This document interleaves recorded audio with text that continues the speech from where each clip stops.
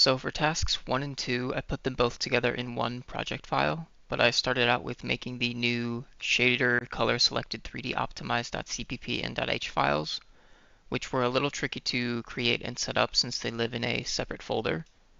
But once I figured that out, it was easier to plug them in.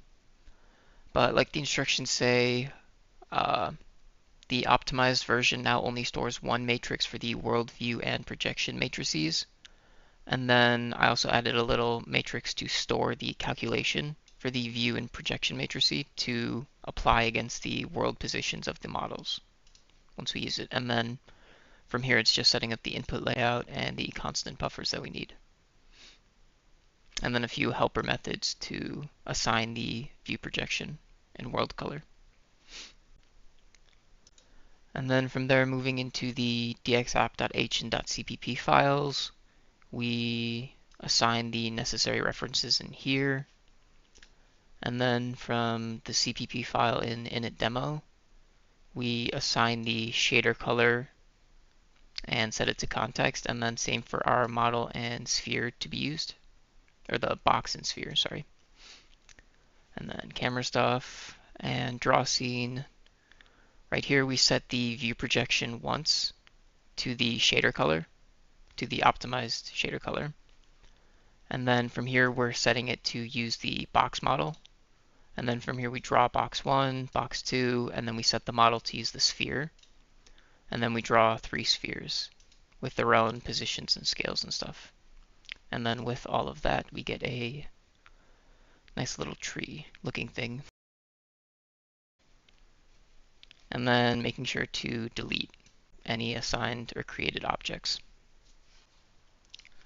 So for tasks 3 through 5, I have them all together in one project. But for task 3, it was sort of easier to set up the pyramid, especially compared to task 4's cube. But it was mostly making sure that each face on the triangle got its own set of vertices to assign UVs to. So instead of sharing 5 verts total, the bottom quad gets 4 verts, and then each triangle face gets 3 verts, so 16 overall, and then still only 6 faces, or triangles. So for task 4, it took me a lot of plugging and chugging and eventually dragging the texture into Paint and mapping out where each UV should land. But eventually I got it working with a tile and set face helper methods that let me map out where the UV should land according to the texture's pixel mapping, which come down over here. So for task 5, the instructions were to make a new shader texture class that helps condense the amount of work we do in the overall pipeline, which was kind of similar to the shader color selected optimized thing we did in task 1, where we build the input layout here and create the constant buffers that we would need, and then any associated helper functions. And then moving over to dxapp.cpp, over here we assign the shader texture to be used, and then we pass in the textures that we want for the cube face, crate face, and alignment test. And then here we create the models we want to use and their associated positions and transforms. And then camera stuff. And then draw scene, we hook up the shader texture and connect it to the pipeline. And then we send in the camera matrices for the view and projection matrices, so those are only updated once. And then here we assign the box atlas model to be used, and then we draw it. And then the wooden box model with the repeated texture, and then we draw it.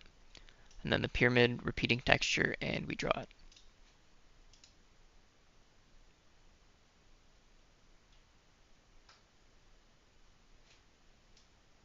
And then we get 3 objects with different textures on them. And then I guess I didn't go over, but this thing is correctly mapped, I hope.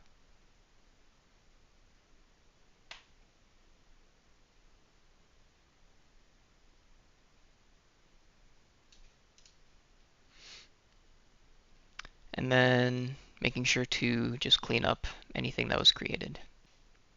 So to answer further work question 1, I refit demo 16, which was also my task 3 through 5 project, but it's set up now to use the 3 textures from the question, and then assign those to 3 unit boxes, each with their own scale and position.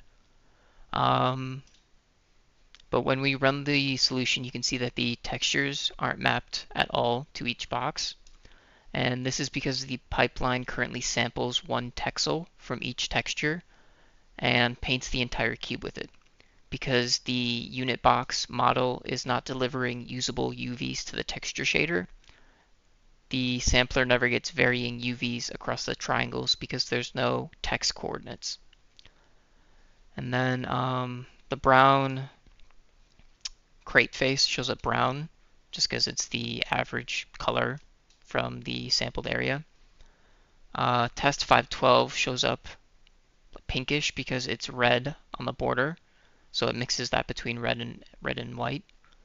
And then this one from cube faces, it samples just the white edge, and then it just shows up entirely white.